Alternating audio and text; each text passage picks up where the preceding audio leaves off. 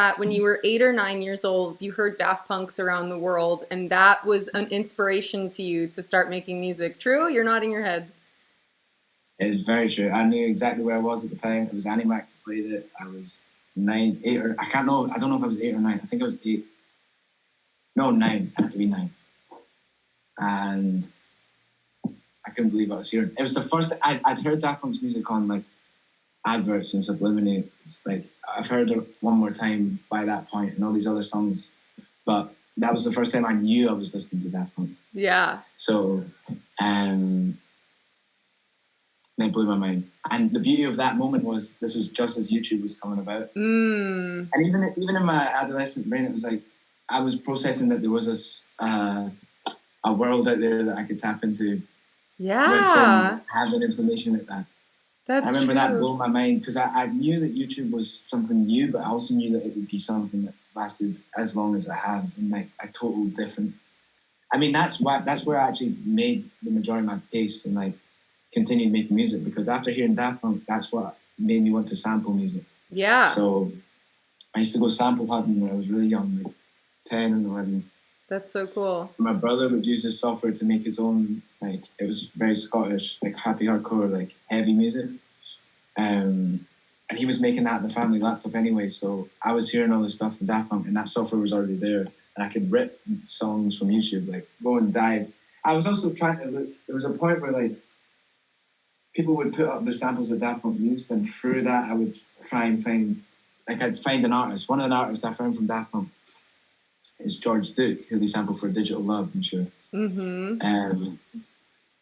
And hearing all his music had me like blown away. That's crazy. That's a good conjunction, because Assumptions is very much inspired by the way George Duke like does his vocal delivery. It's very airy and like kind of stacked in a sense. It fills the high end of the frequency rather than like sometimes like if you hear a disco ballad, it's like body from the bottom end, but like, he has this very nice like attention to the top end of. Yeah, wow. So full circle moment. That's the beauty of sampling, because you find all these songs that you would never hear otherwise unless you had, like, even here, like my mum was in a band and like my dad disappeared. There you are. Oh, that was a 20% thing, really good. My mum was in a band and my dad makes bagpipes as well. So there's two musical elements in the background. Like I love how my dad is like he's like crafting the instrument. That's incredible. So, like, wow. It's kind of not like he's not like he can play the pipes, but he's not like known for his playing. He's known for like creating what's played. Right? Wow. And then my mum had a little moment singing and in the band and all the rest of it. But that's like so cool. in terms of hearing music in my house, I never heard anything. Really? So that's the other mind blowing thing about the music coming from YouTube and having that facility to tap into, because it was like that's what gave me my taste essentially. Yeah, and I want to commend you even at such a young age for being like recognizing that the song is using a sample and digging for that sample, because I think it took me, I remember hearing One More Time when it came out and being in love, and Discovery it was such a moment for me and the whole world, obviously. But I think it even took me a while to put the pieces together as well. And it's so cool that you like latched right onto that. Have you ever thought about the fact that Discovery is disco very? Absolutely. Yes. I thought about that the other night and I was like, no one's told me this. And Veridis Quo is a little very disco. There you go. Yeah. Have you seen? This has been great. You're like, I'm done. I'm out. Have you watched Interstellar 5555? I have it on DVD. Yeah. Oh yeah. Okay, that's amazing. Like the CDs version. Yeah. I bought it. That was like the big deal for me. Very disco. Very disco. Is it blowing your mind? They're so great. I'm the biggest Daft Punk fan. So Eric made son, but I didn't know it was going to that. Accuracy. Should have been your first sign. No. Well, I was really excited to hear that Daft Punk was kind of your get in there, because Daft Punk changed my life. So everyone who's been touched by them, it was just so many people really, but it feels, even though it's so many people, it feels like a brotherhood of sorts when you're like a big giant Daft Punk fan. it's one of the most vast, but like very like understanding families in a sense. Because it happens to everyone, and I always think about like even the fact they broke up. I'm almost like I'm so happy that they realized that's the point where it's just like done. Yeah, because they had the perfect career. They had the perfect run. I know. And now no one can say it's not possible. You know, it's like they proved it. Like you can have taste from start to finish. It is possible. And people, one of the things I was apparent about, like when there was no like random access memories, so they never returned to that sound. The last thing they left us with was Human After All, right? And then after that, yeah. Sorry, this is gonna turn into like.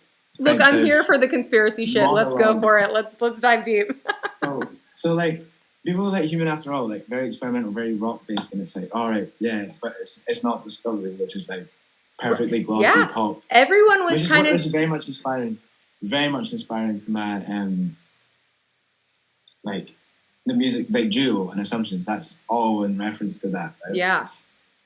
But Human After All made like justice in a sense. Exactly. and then that thing behind you. I know. I mean, Mr. Oizo was what to me. That's what got me into the film. Like I could break it down into like if I went from Daft Punk to Ed Banger straight away, right? So it's the way to go. So Mr. Flash has the beautiful hip hop, right? And then Mr. Oizo has the weirdo, like, I do not care what you're hearing, I'm going to put down what I like to make on a record, and it's just going to be blatantly weird, right? Yeah. And that, to me, inspired me so much. Like, there's I have such a love for music that, like, it sounds like it could be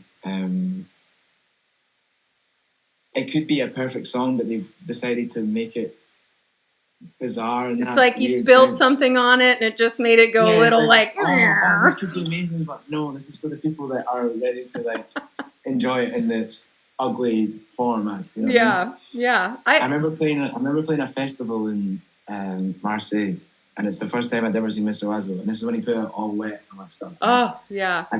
I swear he played Jack U. The Justin Bieber. I think he played it 3 times in a row, right? And then, but what I managed to, because I was there, I managed to see him before he went on stage, and I was like, yo, man, it's lovely to meet you. I wanted to say that Minuteman's Pulse is my favourite song of yours, right? And that one's the one on Edric Volume 3, like the little compilation. Yeah. They got this weird saxophone sample. It sounds crazy. And he was like, oh, you like that one, do you? And then walked away. I have a similar story. I was he was playing a show in Florida on my birthday. My favorite is Bruce Willis is Dead because it's just like so fucking crazy. Oh my god! Yeah, it's so that's a perfect example of a song that could be like a crazy like EDM banger, but he takes the note and puts it back one. It's like. Dude, I wish no harm on Bruce Willis, but the day that man does pass away, I'm gonna drive 10 miles an hour down the street, blasting that motherfucker over and over again. A little scream. Yeah, exactly. I one time did get to interview him, and I was like, "Is Bruce Willis is Dead a Sixth Sense spoiler track?" And he was like, "No," and I was like, "I think it is." Anyways, oh my goodness. Yeah. No, this is great. I'm loving this. People are dropping some questions. I'm going to get to them. I just want everyone in the chat to know that if they drop questions, I'm going to get to them. But I'm loving this bro down as well. This is good. I was interested to hear you say that because I think that that you were really inspired by that kind of fuck it, throw the sounds together in a bucket and like let it rip. Because your rhythms are you very. A lyricist? I mean, I don't know. I'm a writer. There's some moment of silence for those bars right now. Dropping bars. It's fine. I recorded it. You can have it. No, but because your rhythms are very what's the word I'm looking for? They're not syncopated. You're playing a lot with the textures with your rhythms, and so it's cool to see that maybe that was inspired by this weird patchwork thing. I think he made me like understand that there's very much something to be said about being obnoxiously like experimental. I feel like. Yeah. And I could never explain why I liked it so much as a kid either. But now when I look in hindsight, it's like I understand why, because I was kind of quite a weird kid at the same time. You know what I mean? You don't say. It was resonating through that, but like, yeah, it's so fun. It's like I think. Well, even like a lot of things I hear about like with music and people, the way they indulge it, it's like people like to respond to music in a way where they can relate to it. So if you can hear sound that's a bit like, this sounds a bit off, this sounds weird. Oh. Like, maybe that is in relation to you, and maybe that's why you're gravitating towards it. Because like I can't even explain why I like some of his songs. Like, what's the song? Lamb's Garbage. It's like unfinished. It's like all these mad songs, like 5-second clips. It's still one of the craziest things I've ever heard. You're familiar with Handbrakes, his project with Boys Noise? Yeah, I haven't really listened to it though. I feel like Boys Noise as well. Like Boys Noise and digitalism and all this stuff. That was like the German digitalism. Side, yeah, such a good moment. Like, that moment was my favorite. When I went to high school, the first year I went to high school, that was what I was listening to, digitalism and all that electro stuff as well. So good. Well, I want to hear more about you, but I just wanted to tell you real quick. I talked to Boys Noise one time, and I was like, "How is it working with Handbrakes? I love Handbrakes." And he's like, "Yeah, it's great. Wazo sends me files, and they're just like awful noise." And he was like, "We have a rule, and I have an hour to try to make something out of the noise he sends me. And whenever it's been an hour, we're done. Either it's a song or it's not."